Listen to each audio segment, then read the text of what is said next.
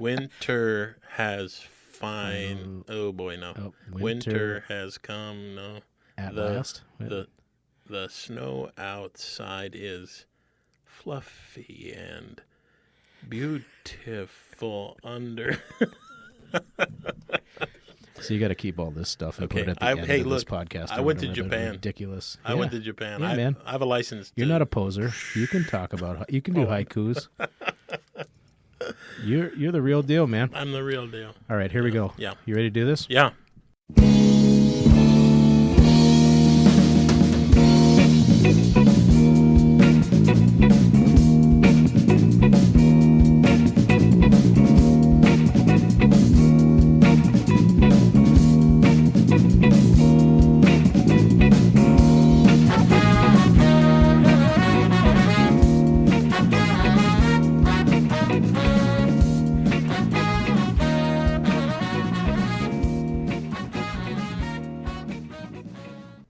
All right. Welcome to Bumpkin Angling, a project of Boulder Lake Fishing Club, the show that goes deep into the ins and outs of the surprisingly complex world of angling. So, due to a particular alignment of the stars, this show will largely be a discussion between a couple of bona fide bumpkins. There's me, Big Wave Dave Adams, co-host, Ken Burns, aficionado, and guy who doesn't mind that his Waltz crawlers are in the same bag with his bananas. Yep. And the Kentucky Freight Train. That's me, Shane. Co-host. I'm a writer, student of Games of Leisure. And today it's just the two of us, but look forward to future episodes featuring special guests that we can dial up on the phone, or maybe we'll get them in here live in studio. And if you have ideas for show topics or for people we should talk to, let us know. And, I should...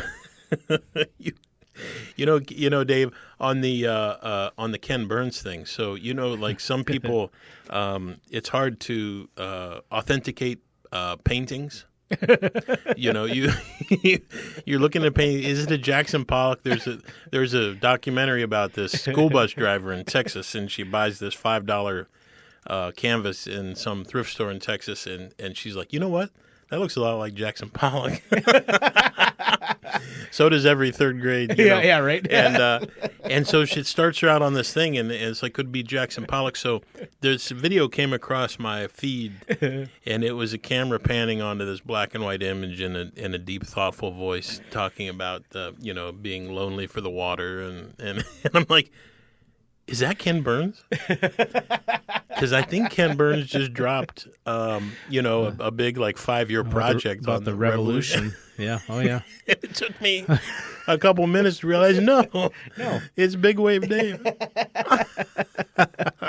So the video that Shane's referencing is called "Stuck at Work," and if you are interested, you can find it on the Boulder Lake Fishing Club YouTube channel. Brilliant, but I'm a big fan of Ken Burns. It's my jam. The Civil War, jazz, baseball is my favorite. Think of a grave digger. He's got to dig down 6 feet.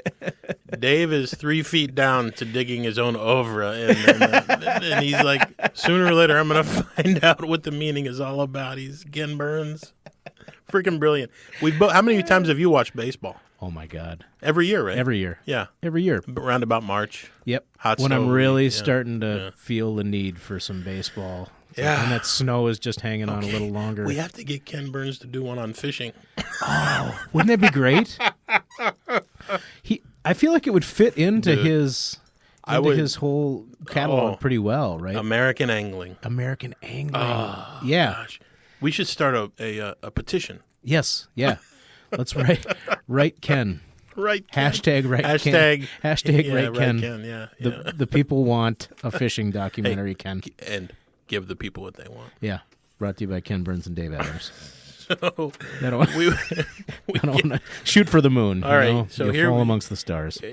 where are people listening to this madness? Well, you can hear the show on air Yeah. Saturday mornings at 11 on KTWH 99.5 FM or ktwh.org and on your preferred podcast platform. Yeah. If you like what you hear, check us out on all the socials at Boulder Lake Fishing Club and support the show by looking for Bumpkin Angling on Patreon. Yeah.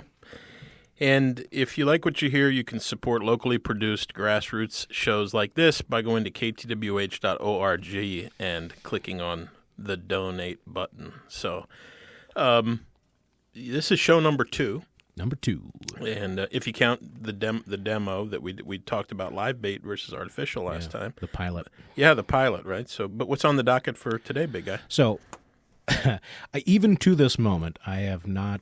I don't have a very succinct way of saying what we're talking about today. But it's basically we're talking about fishing technology, right? What's old, what's new, what's hip, and how did we get there? Yeah, and we had mentioned before, maybe talking about a bit of a technology gap when it comes to fishing. A little bit of the haves and the have-nots was my thought. Yeah. With that, and we've kind of been back and forth on whether that's what we want to do. But your interest has been piqued again. Oh yeah, it kind of. I'm interested in that for sure. Like I heard today, while doing some research for the show, I heard an interview with a guy from Garmin. Yeah, you know, the live scope people, and so for $3,000 is basically the over under on getting your boat fitted with live scope. So my boat costs about $300. Okay, my boat costs about $3.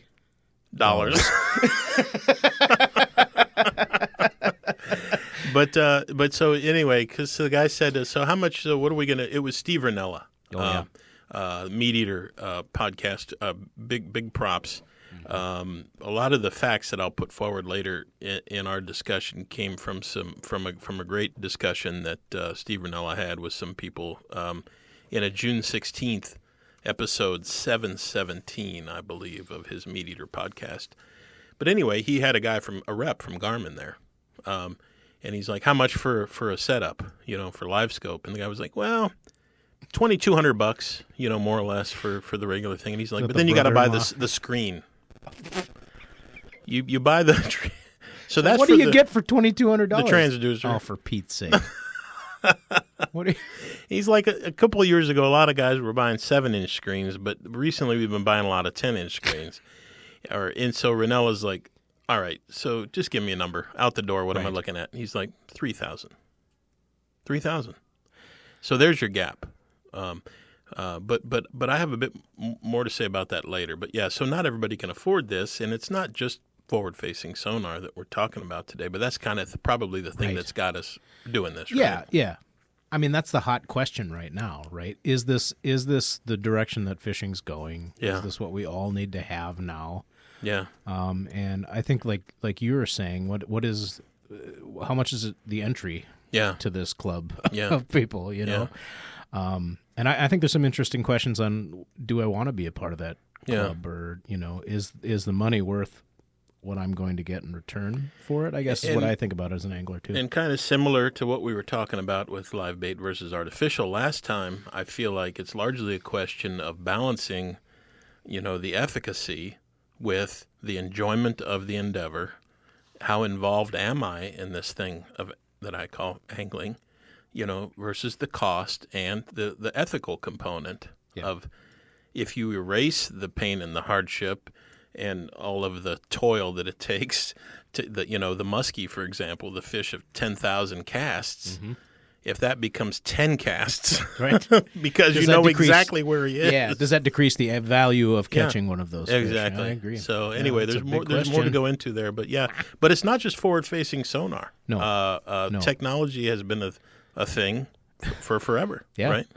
Yeah. Millennia. I mean, you know, that's I think that's something we need to outline is what do we mean by technology? Yeah. And I think when we say technology now, we think of electronics, and I think that's what comes to mind first. Depth finders. Depth finders. Yeah. Maybe fancy trolling motors with spot lock and GPS and all that. But I mean, Navionics comes to mind because we use that stuff. Oh yeah, for sure. Yeah. For sure. But really, it's all technology, right? I mean, going back to the spear and the net, and creating a better fish hook. Yeah. I was watching. So I've got my lists of things, books and music, and I started watching these old films, and I watched Nanook of the North. Oh yeah. Old side, like one of the first documentaries, Yeah. and there's this scene that really spoke to me where he was sitting at the edge of an open hole in the ice and dropping bait in, and they had this spear, but it had like two prongs that went out to the side to kind of direct the fish into this barbed hook. But clearly that's a piece of technology. And I'm going to tell you right now, that is called, I'm looking at my timeline, that's called a gorge hook. A gorge hook. Awesome. That was developed about 15,000 BC. That's amazing. And to see, I mean, Nanook of the North I think it was 1919 or something. Oh, is that right? Yeah. Wow. So I mean, this is technology that held up for quite some time. And it wasn't like a prop. He was using it. He was sustaining his family with this thing. That's right. But anyway, all of that's technology too, and none of it comes with a battery. No. And so. And every step along the way, maybe there were growing pains, there was excitement about these things, but when we say technology, we're saying something that's ostensibly going to help you catch more fish, make it more efficient. Make it more efficient. Exactly. And we're going to come up. We have a timeline we're going to talk about. What that actually looks like over the last say 25,000 years. Yeah. But before we get to that, like, I'm curious, what's your personal experience with what you would think of as technology in fishing? What do you think of when you hear that? Well, I mean, I think about I think about my dad's depth finders that he had on his has on his boat growing up, and that's a lot of like LCD screen. It'd be that we're going to talk about this too, but like 2D imaging, and this technology that kind of maps out the bottom as you're moving along. But not with paper, though, right? Not with it wasn't quite there, but that's a thing. Oh, and yeah, I know, right? And I always think about that when I'm looking at it. I was like, this could be a printout, It could be, but anyway, so there's that, and then there's also the flashers, So, and that's an interesting thing too, like your Vexilars, your Markhams, and I'll talk a little bit about how each one of those things works and why they're a little bit different from each other, and the pros and cons of those things. But I think for me, and right now, the main tools I have in my arsenal is I've got a Vexilar. It's a FL8, which is like the base same model, yeah. That I have for my ice fishing kit, and then on the boat, I have a Garmin Striker 4. Same here. That I use for that. And you were talking about Garmin, so this is like, I paid $120 for this. Pretty basic, but it does what I need it to do. And then another thing is I can take that transducer off. I can put it on a suction cup for the canoe. I rigged up this thing with a clamp that I can, when you and I are on the boat, 'cause I like having my own electronics to look at. So those are the bits of technology that I have. And as far as like propulsion, just got an 8-horse Mariner, and then a 40-pound thrust stern drive trolling motor from Minn Kota. So pretty basic. Yeah. I think, but like, flashback. It's all relative, isn't it? Yeah. I mean, and this is when you've got a few bucks in your pocket. I mean, emphasis on a few, but you're not employed. You're not a kid. You're employed, and interestingly, when I was thinking about what role does technology play in my fishing these days, I did not go immediately to something with a screen. I went to like how much better my equipment is. Yeah. The rods. So, it's a heck of a lot easier for me to actually physically hold and cast and reel a modern rod. I love St. Croix. Their rods are half the weight of of a rod, half the price. When you spend $150 on that, you're like, okay, now I see. Mm-hmm. When I go home at the end of the day of a 10-hour session of fishing, I'm not exhausted from casting, but it still has backbone. Like the rods have come such a far. Same with the reels. Mm-hmm. I was only let's see. I guess we got the Cadillac 5 years ago, but before that, I didn't have a boat, a motorboat. I fished out of a canoe, and so I was really doing it the old-fashioned way. Heck yeah. Human propulsion. I didn't have a trolling motor on the canoe, and I still love fishing out of the canoe and the kayak without a motor. Paddling, of course, it cuts down on what you can do, but that's technology too, right? And so it's like kind of like when I'm going to go out fishing, I have to decide, all right, am I going to get in this powered? The Cadillac is it's from 1957, Cadillac, Michigan. It's got a 20-horse Yamaha on the back, and it's wide and deep. It's only 14 feet, but it's big enough to go places. And but I can power myself from spot to spot. Yep. And it's like, well, they're not biting here. I can fire up the motor, and in 2 minutes, I can be a completely different spot. Mm-hmm. Whereas if I'm in the canoe, that's an hour of paddling to get over there. Mm-hmm. So anyway, that's what I think of. Yeah. I do have your same Garmin, the Striker 4. That's right. Yep. And yep.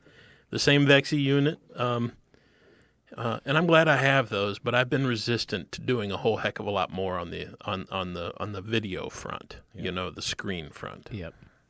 But I think I remember when you and I, it was a couple winters ago, fishing crappies on a little lake north of Duluth, and I had a flasher and you didn't have one. And I remember that too. Like, what's the big deal with thoroughly? Yeah. What do I need one of these things for? But I was pretty thoroughly out fishing you. Not to blow my own horn there, but toot. Now I see. Yeah. We brought this up in the last episode too. Yeah. So it changes things. It's a big change, right? It can really be a difference maker. Yeah, it can be. And simple technology. A flasher's not.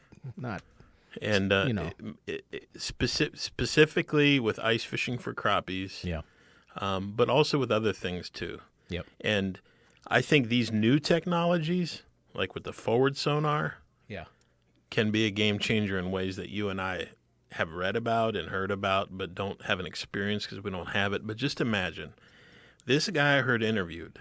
Okay, he's a 25-year angler on Mille Lacs, a muskie guy. And it used to be that you would go out there and literally night after night cast your arm off on these flats, and there's a muskie in there somewhere. Mm-hmm. This is why it's earned this, fish of 10,000 casts. Well, now, Dave, he goes out there with his 10-year-old kid, and in one day they can catch half a dozen 50-inch muskies because they're not casting all the time, right? Until Until they see one. Yep. And then they cast to it, and guess what? They catch it. Because you put it right in front of their face. Well, back in the day, you had all these things had to line up, right? You had to be in the right spot. Yeah. You had to be at the right time. You had to put the lure in the right spot. The right lure. The fish had to be in the right mood, right? But, you talk about forward-facing sonar, and you've eliminated, how many of those variables you've cut down on, It's almost like an exponentially, Yeah. Yeah, and it's like, well, we'll just see. I'm trying to keep an open mind to it, and not just be the old curmudgeon that says, "Oh my God, kids these days they don't have to work for anything. It's not even fun anymore." Oh my God, it was only fun when you bled. but hey, Nanook.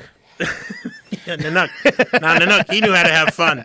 I'm sure Nanook would have loved some freaking forward-facing sonar, believe me. He's like, get me out of here. I got to get back. Game changer for Nanook. Can you imagine if they do a reprint of Nanook of the North and he whips out a freaking forward-facing sonar? Live scope. Okay, listen. Let's. Should we take a break and have a what we call a segment break here? A segment, do a bit. Yeah. You are listening to Bumpkin Angling. Find us wherever you get your podcasts and support us on Patreon. To support grassroots audio production in Northeast Minnesota, navigate to ktwh.org and click on Donate Now. Thank you so much.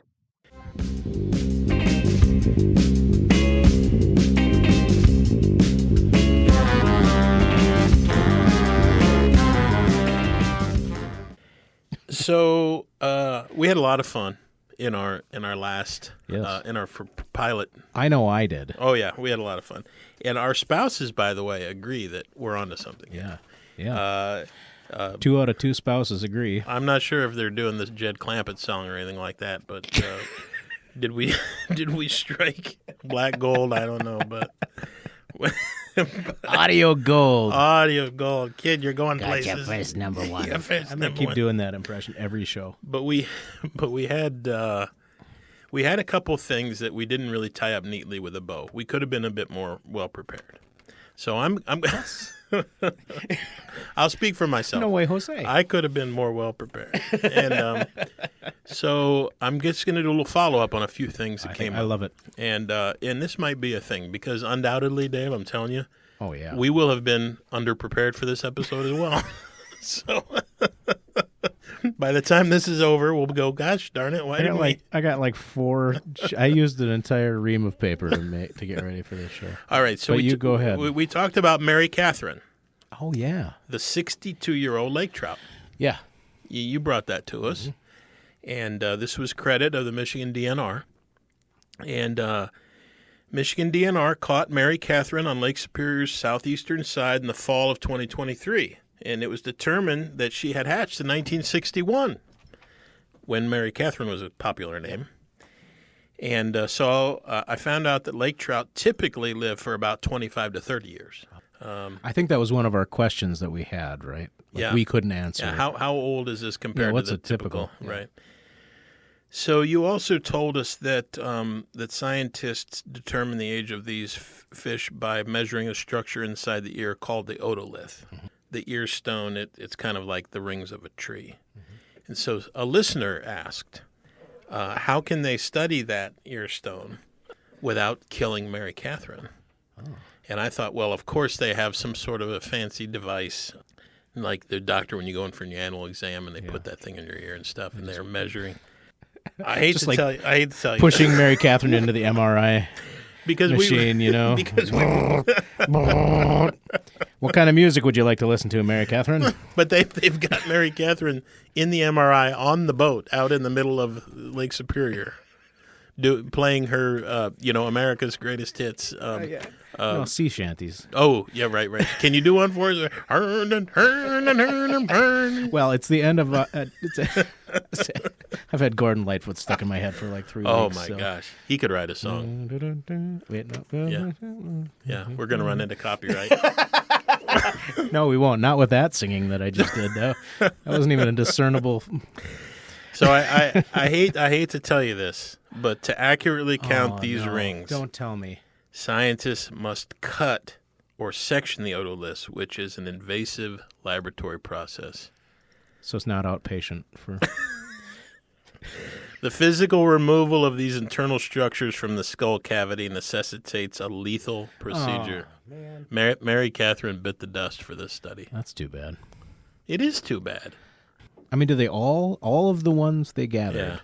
Yeah. Had to. I mean, they have to kind of know. Yeah. Right? And they're studying them. Yeah. They're not. So releasing them. they're understanding that these brave few are going to give their lives to like help us understand their species better. Yeah. But amongst them is Mary. Is it among or amongst? Amongst. We have troutest among us. Well, on that cheerful note, we're going to start the show. We're gonna. I got two more. Look backs here. Monster Smalley returns home. Yes. Oh yeah. Okay. So updates. The credit to this is Outdoor Life magazine. Okay. A giant smallmouth bass was caught in 2 Bass Nation tournaments on the Mississippi River, almost exactly a year apart. Remember this? Yes. And at the exact same spot. Remember this? Yes. Over 7 pounds, right? And after the fish was released on Pool 7, after the first catch, It found its way back to Pool 8 through a lock on the Mississippi River, 12 miles downstream. So when you say through a lock, it's just like waiting at the doors. It has to. It has to be, right? I mean, like, that's a lock. It literally, the ship. Well, there's two walls. The ship comes in, boom, they close goes the wall. in, Yep. goes out. So amongst those ship was the fish. I almost call it Whilst. We weren't thinking clearly about the weight of the fish because the first thing we both thought was, how much did it grow? Oh, right. Remember that? Yes. When the first guy caught it, it was Casey Good. He caught it, and it was at 7 pounds 2 ounces. Okay. And a year later, Yeah.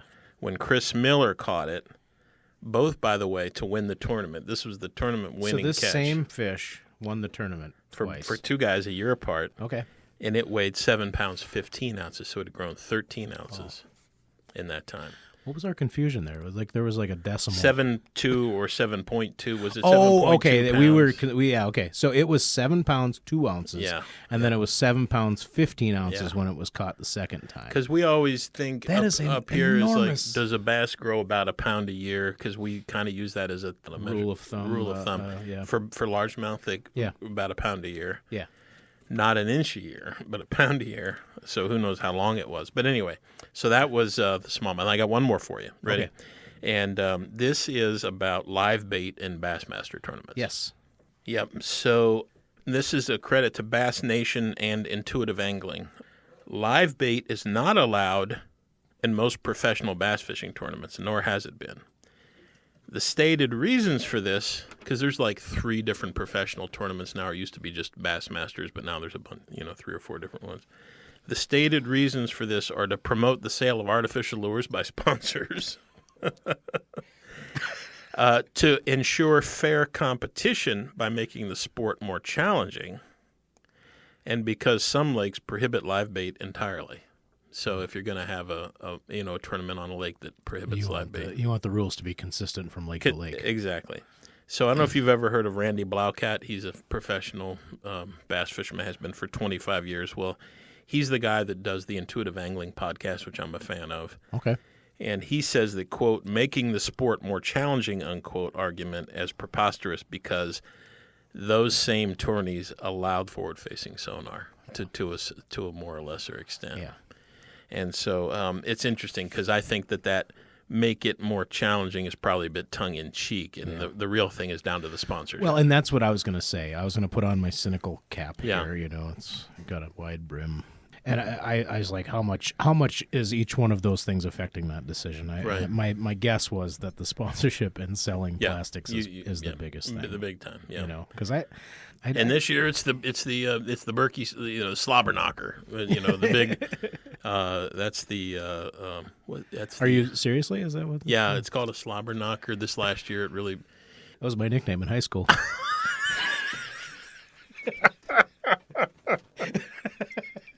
It's Berkeley's version of the chatterbait with that.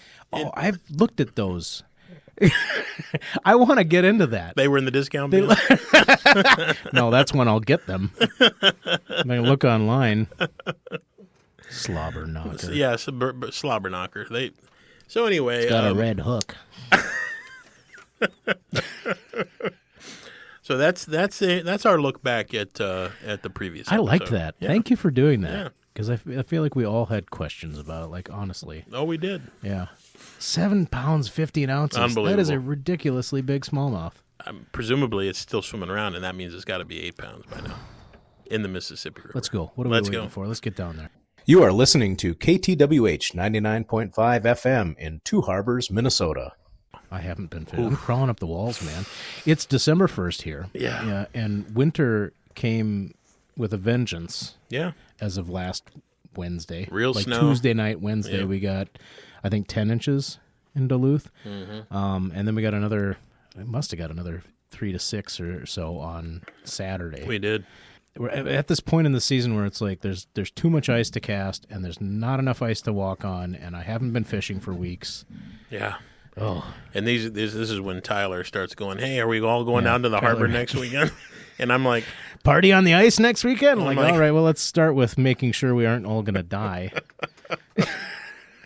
Tyler's Meanwhile, gonna I'm drive his pickup truck with a grill and whatnot out like there. asking my wife about, like, hey, honey, so I'm thinking I'll ice fish next weekend. She's like, I'm thinking that's not a great plan. So it's a different calculus when it's not just me in my apartment. But you know what? Not that different when it comes to thin ice, because you're a cautious guy. I'm a pretty cautious guy, that's for sure. Yeah, but I'm gonna have Tyler's in a different rim. my float suit and my spud bar, and I like seriously, I'm not gonna risk it. I'm not risking anything, right? And I don't trust. I'm not going by anybody else saying, "Oh, it's cool to go out now." Dude, there were the guys that posted videos today of early ice in northern Wisconsin. In northern Wisconsin, that's not. But look, not for me. But like big walleye. Oh, really? Okay. Yeah, but how much is a fish worth risking?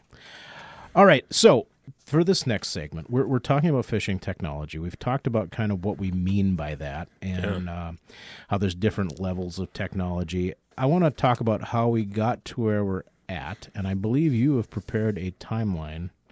There's nothing I love more than a good timeline. Oh, yeah. I mean, No honestly, kidding, I could look at them for hours. Yeah. And you're not going to be able to look at this because it's a podcast, but you're going to be able to listen to it and re-listen to it for hours and just swim in this. Somewhere down the road, we could timeline. we could have a website we could post this. Oh yeah, for people to look at. Link in the bio. Yeah.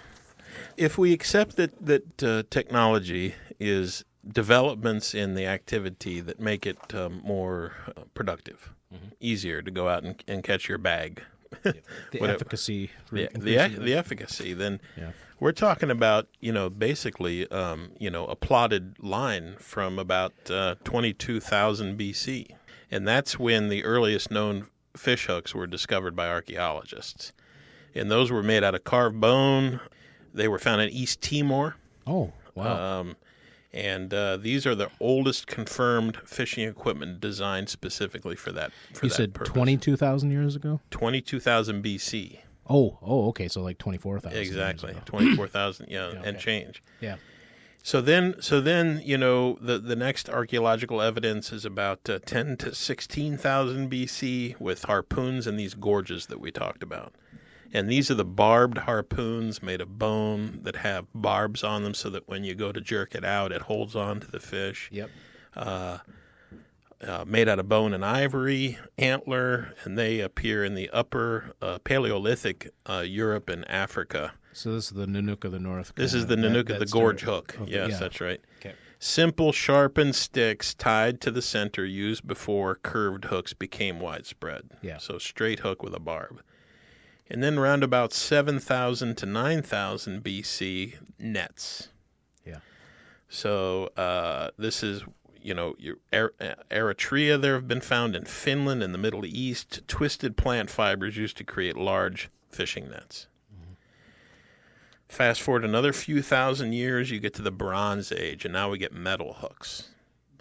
And metal, bronze, and then later iron emerge in Mesopotamia, Egypt, China, and these resemble modern hooks for the first time. But now that's 3,000 BC, so this is still 5,000 years ago. Yeah. And then the Chinese start to innovate. They were innovating everything. Right. 500 to 1,000 BC. And then bamboo fishing rods. So here you get into the flexibility. So is this where the rod comes in? Or is it Yes. just a flexibility, like a flexible rod? Bamboo fishing rods. Okay. And also the early evidence And of what's the date on that? I'm sorry. 1,200 to 500 BC. Okay. Or BCE, before Common Era. And also the early evidence of silk line for fishing. So they're weaving line specifically for fishing. Yeah. The Romans come in around 200 BC, special hooks for different species, and the first artificial fly-like lures in Macedonia. Interesting. So fly-like lures have been around for 2,500 years. That's amazing. Medieval Europe, so from about 500 to 1,500 A.D., development of barbed iron hooks becomes standardized in fishing. And this is also the first written description of sport fishing. Yeah. In 1496, we have the Treatise of Fishing with an Angle. And fishing, Fysshynge. Oh, yeah. Okay. And that treatise describes rods, lines, floats, and flies. That's interesting. And that was 15th century? That was. Now, 16th century. 16th century. In the Okay, sorry. 1600s, we have the emergence of what we call modern fishing. That's split bamboo rods. They originated in Japan. Yeah. Tenkara fly rods are coming back. If you've seen that, Yeah, the yeah. reelless fly rods. Yeah. And also we had Isaac Walton, Yeah, the complete angler. the complete EAT angler, Oh, I've read it. 1653. 1653. It's a good book. It's ridiculous. It's ridiculous. Like, I mean, honestly, but Isaac Walton League? yeah. Like, come on. And documents rods, lines, and artificial flies. Yes. Now, 1700s brings us precision crafting. Brass and iron reels appear in England. Horsehair and silk lines become standard. Hooks are refined through small-scale metallurgy. Wow.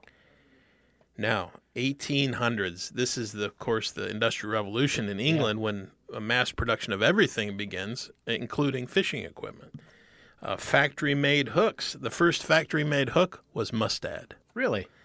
1832. Wow. That company's been around a long time. I mean, come on.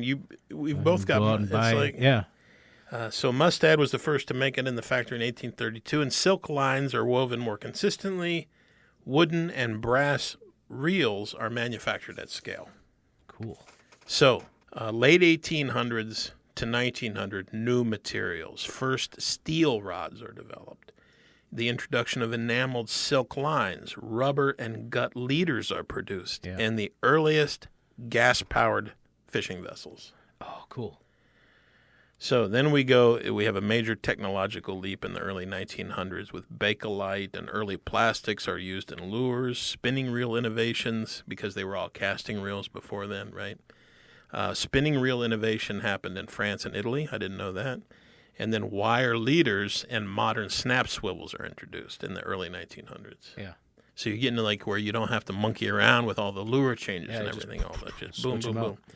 In the 1930s, you've got synthetic materials coming on board with nylon. That was invented in 1935, DuPont, I think, in Tennessee. That affected everything, including fishing, right, with nylon. Hose, like pantyhose to everything else. And then monofilament lines came out in the late 1940s. So now we're talking mono lines. Yeah. This is big. Yeah. Fiberglass rods replaced steel and bamboo for durability and flexibility in the 1940s and 50s. Yeah. So, like your grandpa's old reel was probably on a fiberglass. Fiberglass. Yep. Fiberglass rod. Yep. The original rod was a fiberglass Original rod, yeah. Yep. 1950s to 70s, electronics. Yeah. So the first consumer fish finders using a single beam sonar was developed by Lawrence in 1957. Yep. The little green box. Yeah. And then we've got Mitchell with the first mass-produced reliable spinning reel. And then we have molded lures, like plastic-injected molded lures that come in the 60s.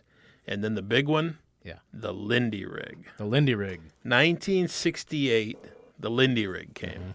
And that revolutionized not just walleye fishing, but a lot of other fishing as well. And also Vexy Model 120 SOS was the first Vexilar unit. Yeah. And the thing that Vexilar did was it was the first unit to provide an alarm. Ooh. So that a fisherman need not look at the screen to see if he was running into shallow water or going over fish. It would beep. Yeah. So there had been a screen sonar unit before then, but the Vexy was like, put a beep in there. So this is like a safety thing. And and also like, oh, there's fish underneath you. Yeah. Better stop and fish. Yeah. So in the 70s, we have advanced equipment, graphite. Okay. Interestingly, in Cross Lake, Minnesota, the Lindners, Alan Ron, they had an idea that we could do underwater camera stuff for fishing, but the technology wasn't nearly there. Right. But they wrote about it. So, Al Lindner, I didn't know this, but, he started in Fisherman Magazine. I did know that, yep. So they wrote this article, Alan Ron Lindner did, to talk about their vision for an underwater observation tower. This was in the very first In Fisherman Magazine. Yeah. And the physics of water displacement and immense physical size of a structure rendered the idea unrealistic. Right. They stuck with it, and they contracted with a guy named Jeff Zernov, who in 1997 came up with the Aquaview. So it took him a long time. But Wow. it was Al Lindner's idea. I didn't know the Linders were so involved with the Aquaview. It was their idea. That's crazy. And they actually hired this guy to do some of the early tests. Yeah. So by the time you get to the 80s, you've got digital and computerized fishing gear, depth sounders, braided super lines, new materials like spectra and soft plastics are, invented. In the 90s, you've got GPS integration with handheld GPS and chart plotters. Side imaging sonar is pioneered by Humminbird in 1993. Yeah. In the 2000s, you get high-res sonar with down imaging and high-frequency sonar, and all this stuff gets on the consumer market with lithium batteries. They last all day. I mean, it's not just now where this stuff is blowing up. It's really interesting how this stuff has been going for a long, long time. I think what's interesting about that, as with any technology, really, but in this case, we're talking about fishing technology. But if you look at the gap between the first 2 points on your timeline, and the gap between the last 2 points on your timeline, you know what I mean? Like how many years? How many thousands of years between? Well, we've got like 5,000 years in the first right, gap. and so the first invention, the first technology was like this worked for a long time, and now it's like quick. Yeah, that is really interesting. Isn't it?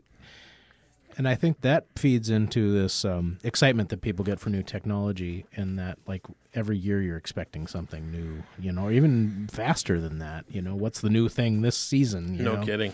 Anyway, are you ready for another bit? Oh, that'd be great. So first off, before we do that, I do want to do another bit, but that was awesome. Yeah, I love that kind of stuff. Yeah. Seriously, you covered like what?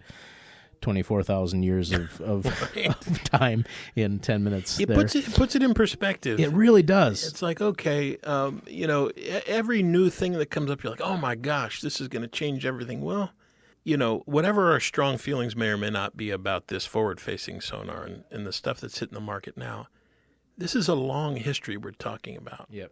And it puts a high premium on thinking about whether this is the thing that really is going to sink the endeavor or not, and it puts kind of the alarmism a little bit in it. It checks it a little bit. I think what's interesting too, and we'll talk about, I think we'll have the ethics of it and how this affects the fish populations and things. But there's definitely a line, and I think it's a generation gap, probably between our parents and our generation. This where it went from mainly fishing for food.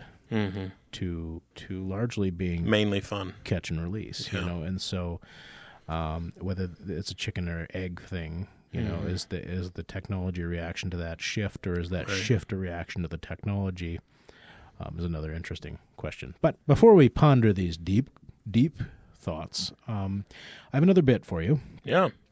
I'm going to pause a second for the theme music. Ripped from the headlines. From the headlines. Anyway. You're listening to Bumpkin Angling. Find us wherever you get your podcasts, and be sure to support us on Patreon if you like what you hear. Thank you.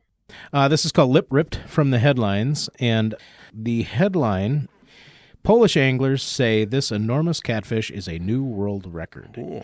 This is from Outdoor Life by Dak Collins, published October 20th, 2025. It's got to be a Wells. It is a Wells catfish. Yeah, nice job. Wells, yeah. Spelled W-E-L-S if you're Googling this. God, that's so big. Wells catfish. So, a team of Polish anglers caught the massive Wells catfish in Rybnik Reservoir in southern Poland. Rybnik. According to Polski Radio. Here's the thing. Polski. I didn't make that up. That's what it's Polskie. Dude, are we allowed if to you hear want to that? Google that. But if do you want to take a guess as to the length I will. I don't. You don't have to guess the weight because I don't have that information. not, It's kind of part of the story, but I want you to tell me what you think. I'm not completely new to the concept of the Wells catfish. Now, You know, see, I thought you might know this. they often catch these on topwater baits. Oh yeah, I've seen those videos. They do. They're terrifying. They are. These guys, they live in the undercut banks of the canals and stuff. I don't know where they might be on the Polsky Reservoir or whatever, but big. If these guys, and listen, this ain't their first rodeo, these Polskys, and they've caught their fair share of these big cats. I wonder what they call them up there. But I'm going to say, okay, I'll put the over-under at 7 feet. It's over. It's over.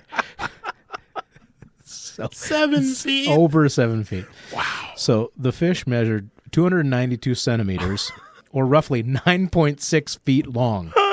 And it stands to replace the previous unofficial length record, a 285 centimeter Wells that was caught from the River Po in Italy in 2023, which is also, so here's the deal. These are called unofficial because neither one of these fish, the 2023 Wells and the 2025 Wells, neither one had a weight measurement. Yeah. They both had a length measurement. And to have an official world record, you need a weight measurement. Dude, I mean, you're out there on the banks of the River Po. No doubt it's 3:30 in the morning. Yeah. You're half lit on whatever local beer. You've got a fire going. And suddenly you hear the ding-a-ling-ling of the bell. Yeah. And what do you have on the other end? Yeah. An 8.5-foot freaking Wells catfish that's going to drag your ass up and down creation. Can you imagine these guys Get shouting, the tangled up in 6 different lines? No, they're not going to weigh it at the end of this. I apologize to our Italian. I'm sorry. That or is that the Polish? I apologize to our Polish. I just saw the. I apologize to the world. We just saw that impression. We just saw the Muppet movie, and I've got the Swedish chef in my. I'm sorry, that is not Polish. I love Polish. That's Swedish. People. It's not even Swedish. Some of my best friends are Polish. I have binders full of Polish people. I love Polish people. My father's Polish. I didn't see this going off. I do apologize. All right, so I'm not like that in normal life. Only when you're recording a podcast for people. That seems like okay. That's handy. The fact that these so guys... anyway, so that was not official because they were lengths only. The official record was also from the River Po in Italy. You want to take a guess at the weight? This is caught by Attila Ziedli.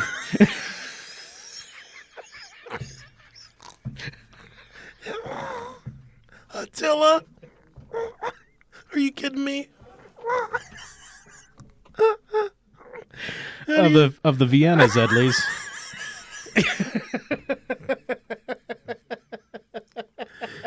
Do we know so little of our brethren? We try. We're not like this. We do try. We do try. This is us trying. It's very early stages of cabin fever here. This is us trying. Because we haven't been able to fish for a couple of weeks. 250 pounds. You're under. Oof. 85. 297. Ooh. And 9 ounces. Don't forget those 9 ounces. Wow. It was a heck of a fight for Zedley. So anyway, part of the thing is it's not an official record because they didn't weigh it. Also because it was landed by a team of people.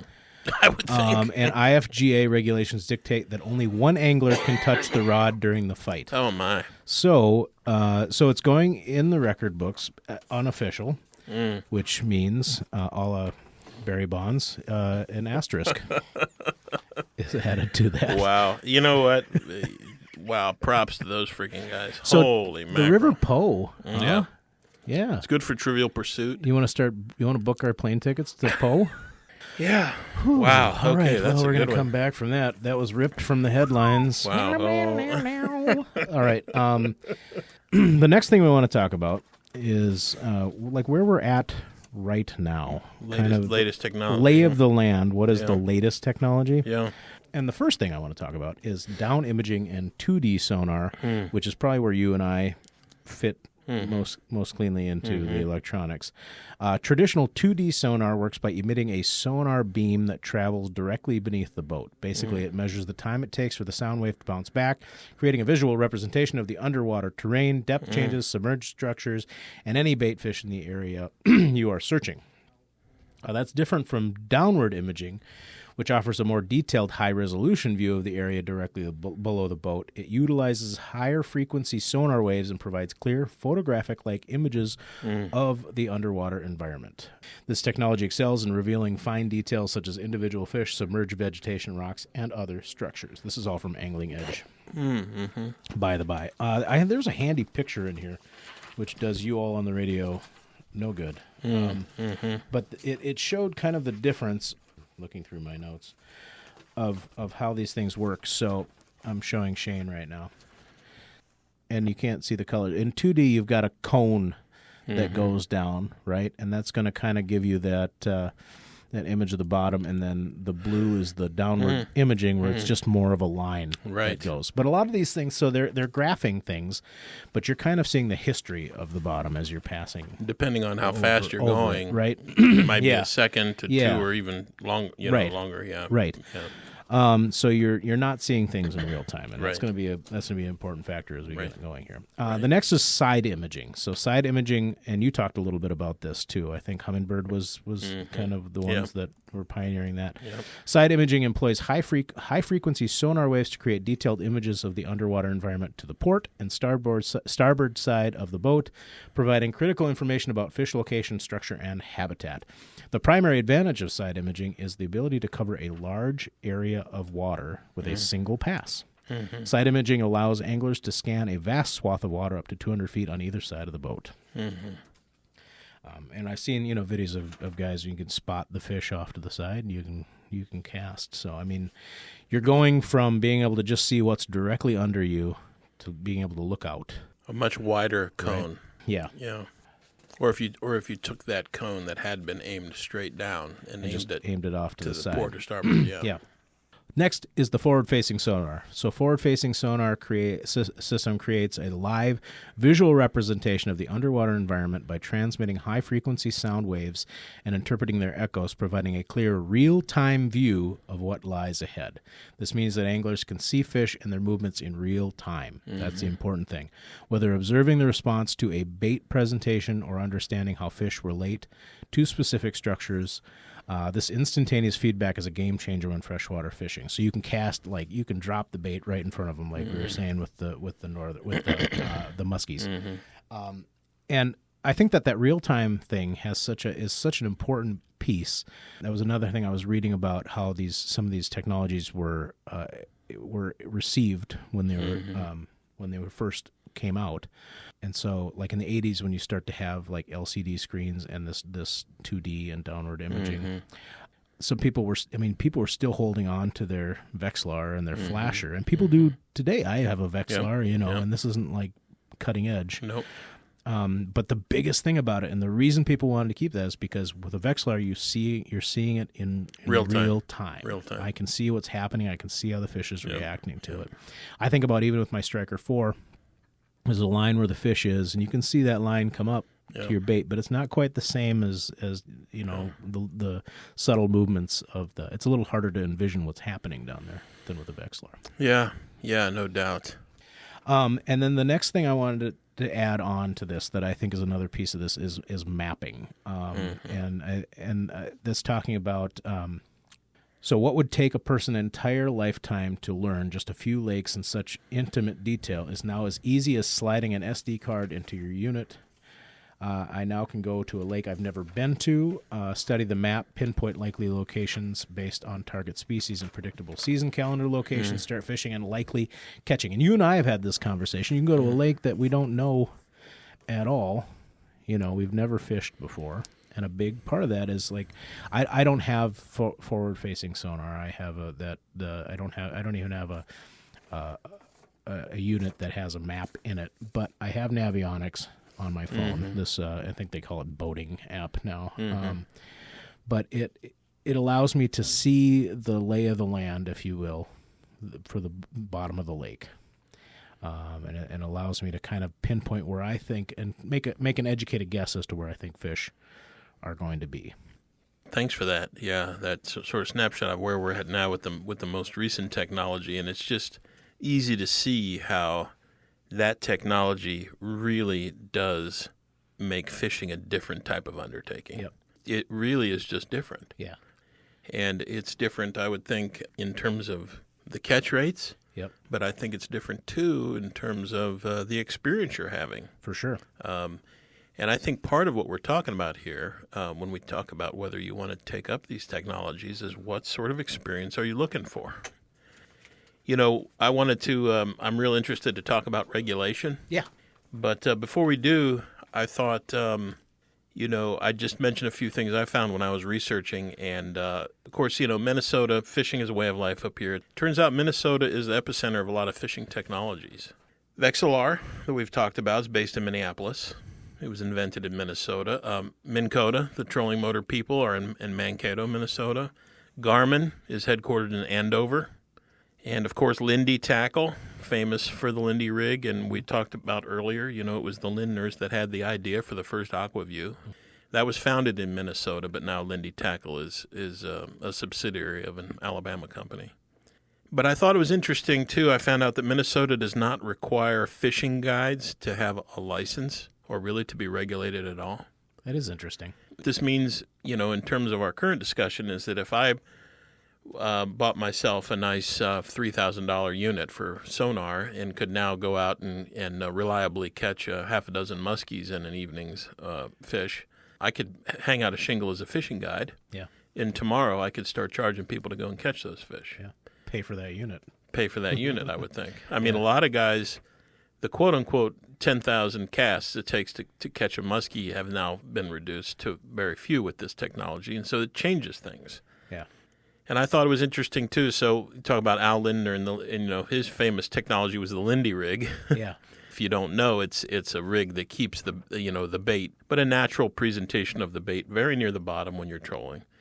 And the Lindy company says that they think over 40 million anglers have taken up that technology. So you wonder how many walleye were caught before and after Lindy rig. And all that is a way to get your bait down on the bottom. Yeah, right. Yeah. So when Al Lindner, who's still with us, or was when we started this podcast, knock on wood, when we Boy, are you going to feel terrible. I'm just saying, what do I know? It's true. When he was asked about the tech that most revolutionized fishing in his career, Al Lindner referred to big, powerful outboard motors. Because when he started, I don't know how old Al is now, but when he was a kid, you're not going out in the middle of Mille Lacs or the big lake. I guess in the 60s when he was a kid, yeah. Yeah. So I tell you what, folks, get yourself a big outboard motor on here and get right out into the middle of Lake Mille Lacs. Dude, wait till you see what I have for you for catch. Christmas. You're going to absolutely, you won't believe what I have for you for Christmas. You take the kids out there. It's a great time. You take the kids out there. All right, but I'm interested in taking this discussion out, talking about, what our answer is to this, and largely that's ethics that we find for ourselves, but also it's about regulation. Yep. And so maybe we can get into that. Yeah. You are listening to Bumpkin Angling. Find us wherever you get your podcasts and support us on Patreon. I know since we started talking about doing technology for the show, I think in your mind you organize that around there being a pretty good gap between people who have it and people who don't.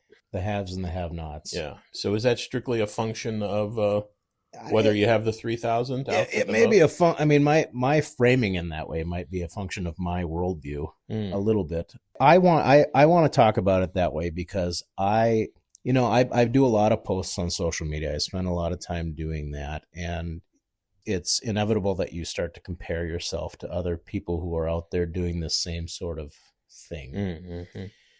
And I guess there's this I try not to get too wound up about it, but there is a little bit of an inferiority complex about I'm posting this video of me and my 14-foot crestliner with the 8-horse Mariner from 1983, Right. you know. But it doesn't matter that I'm Yeah. catching a 5-6 pound smallmouth or Not sturgeon or whatever. Yeah, but it's not still Clayton's rig. Let's just say. yeah. Is anybody going to tune in to see me do this in this podunk thing? Yeah. It's interesting because there are points where I feel insecure, and then there's points where it's kind of a point of pride Yeah, that I do these things. You know, it becomes My part of little your identity. putt boat. Yeah, you know? your style and Yeah. yeah, that's interesting. I mean, I think there's part of me in my mind that goes, okay, even a guy who will sit there on the bar stool and just naysay the newest technology into the floor.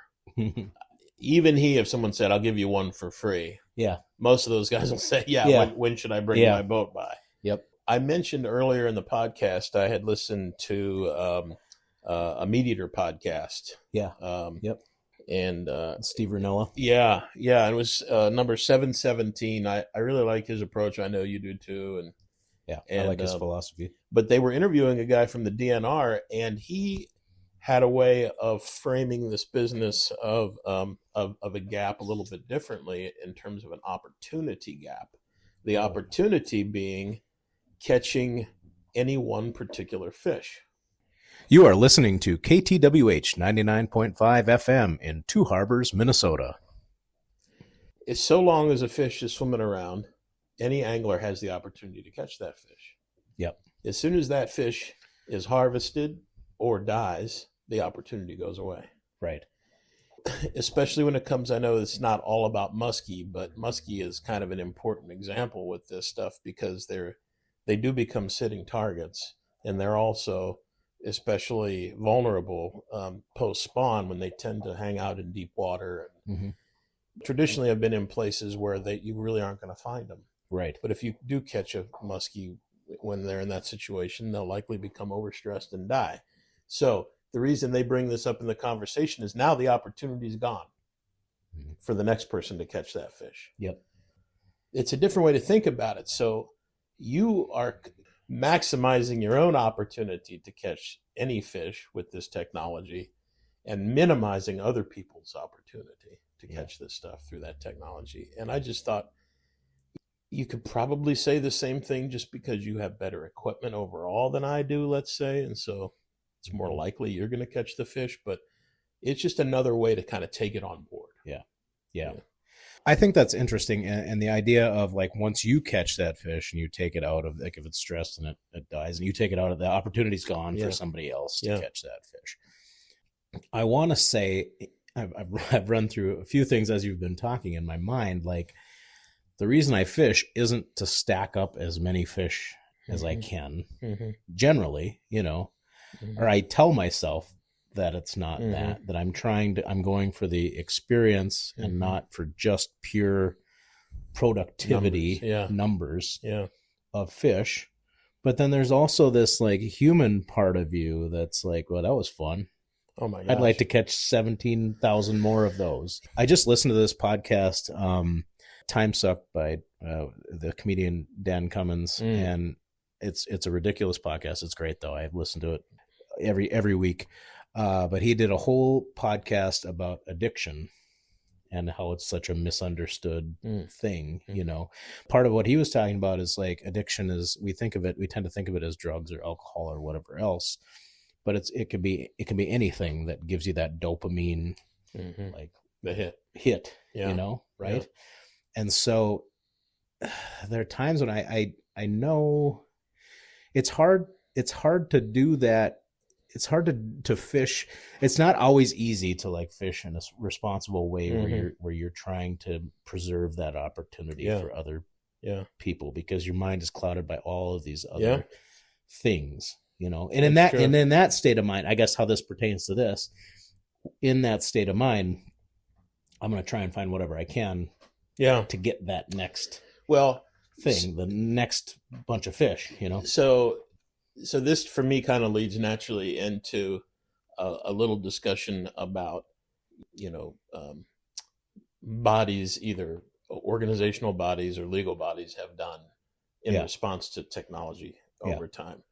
Because we've proven we can't always just leave this stuff to to people to make the right decision. Yeah. I mean, I don't know if you've looked at those poachers caught books, Oh Right. my gosh, the stories that these DNR guys tell about poachers, it's just incredible. If we could just read guys some going home excerpts with from that. hundreds of crappies and stuff Yeah. like that. It's like, so anyway, just turned your stomach. Oh God, it's terrible. So where does regulation come into play? So Yeah. this was the last thing I kind of researched for the show, and it's pretty interesting. Couple notes here, and some of these facts came from that Meat Eater podcast 717. So check that out. Pretty cool. Mhm. June 16th, 2025. Anyway, since the beginning of wildlife management, technology has been regulated.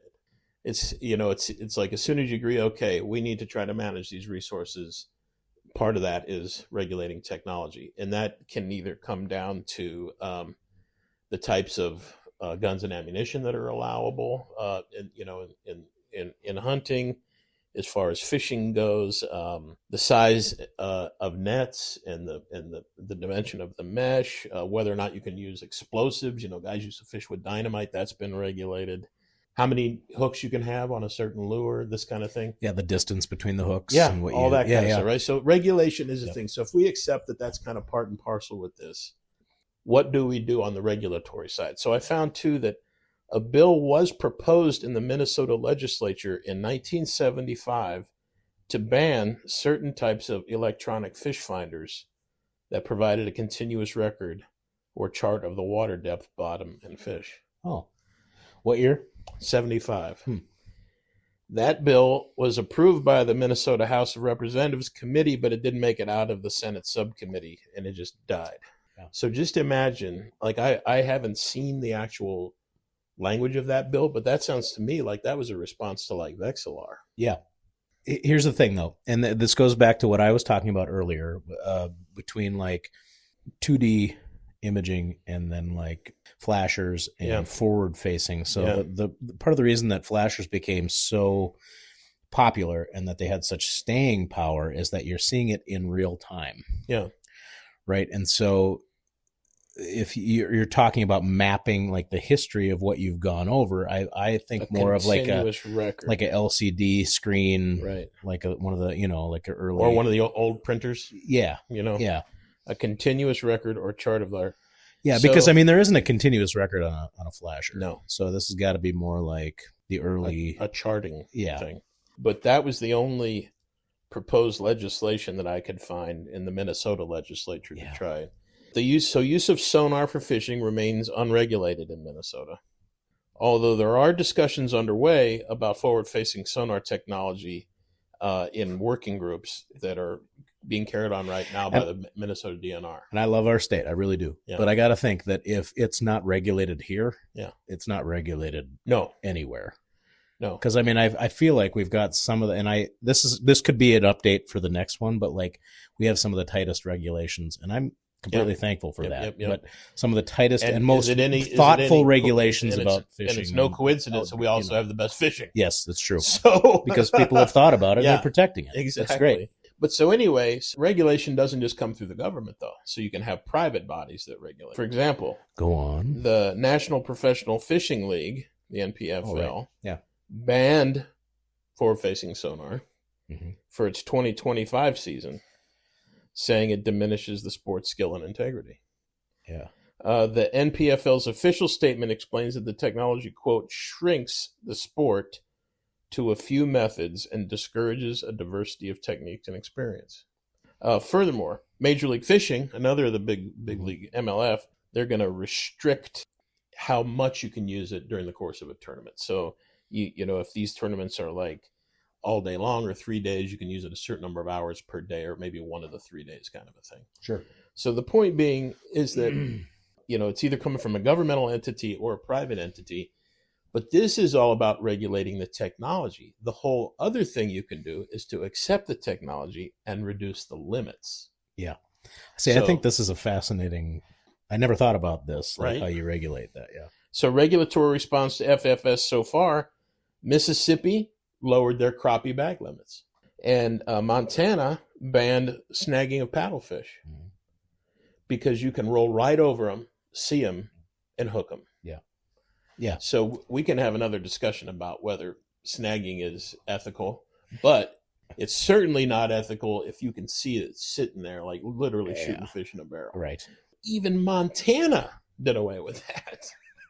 So you talk Land about of no speed limits. So exactly. So it's interesting, right? So in terms of regulation, which side do we go after? The bag limit side, hey, if now you go to your favorite crappie lake, you don't have one of these FFS units, and now your bag limit's reduced to, Yeah, because that legislation doesn't just apply to it applies to people who have that technology, but across the board.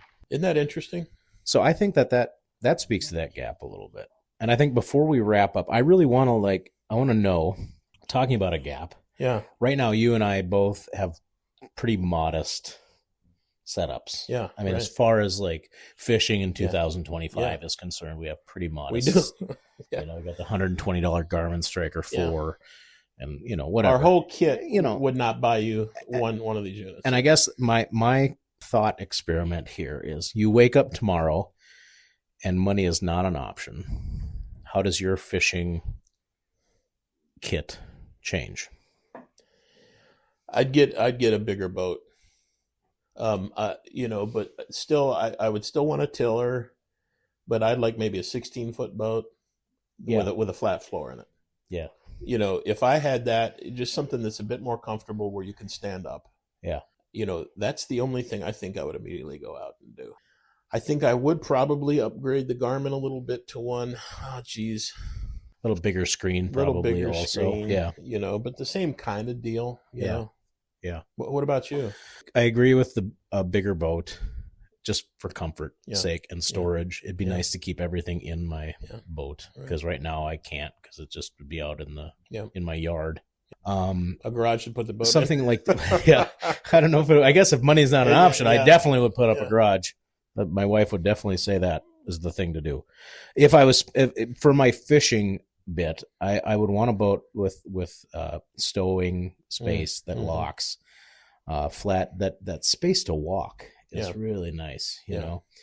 I think I would definitely want a bow mount trolling motor, something with spot lock, because I think, like you and I, when we're fishing for lake trout, up on that lake by Grand Rapids, spot lock, and to be able to stay on a spot and vertical jig lake trout without monkeying with the motor. Yeah, because you're not dropping an anchor in 80 feet of water, or not easily. Right. So that would be lovely to be able to stay in one I agree.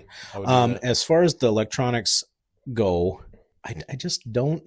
So a couple of buddies have forward-facing sonar, right? Yeah. I mean, Joe's got one. Yeah. Nick, Pat. Yeah. It's starting to be more ubiquitous here. But I've fished with all of those guys with that sonar, and I just, to me, the benefits haven't outweighed the amount of monkeying around that it does. You got this big pole, and it's all these cables and a big unit, and it just.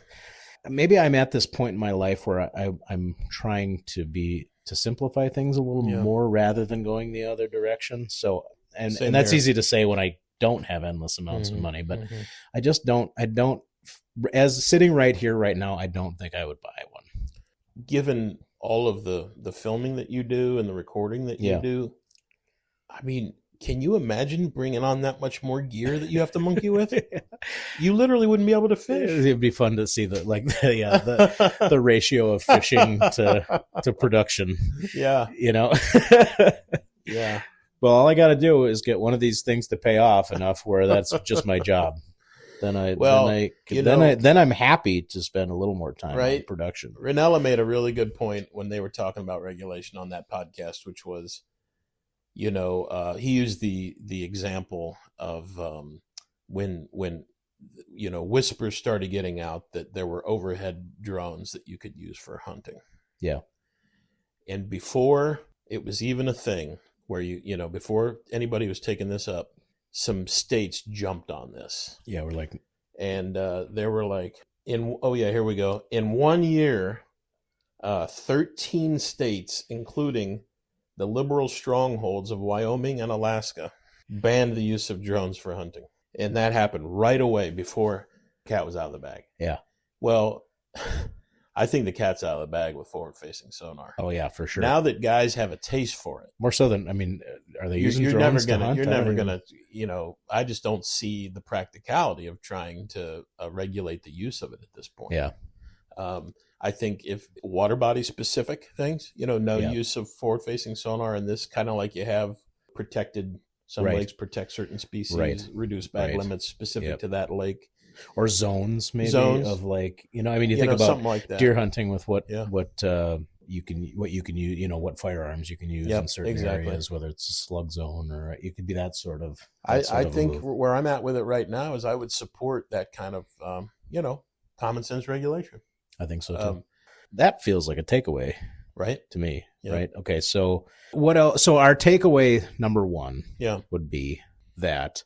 So this technology is out of the bag, like the cat's out of the bag. It's out of the bag, and that we appreciate like responsible regulation of this sort of. It's also this business with the invention of forward-facing sonar is part of a long history of technological development, and maybe this is a bigger leap, or maybe it just seems like a bigger leap. Yeah. But there certainly have been big leaps in the past in technology that have revolutionized, angling for sport, and for sustenance. Yep. And so it's not a new thing, but that doesn't mean. It is a new opportunity to do something different than what we've done before. Yeah. I was encouraged to hear that the DNR does have a working group. Yeah. That they're thinking about that these they're things. thinking about it, yeah, and that working group, a technology working group, and that has both industry people and resource specialists talking about how and whether to regulate. So I know that the DNR is famously very slow in these things, but it's happening. Yeah.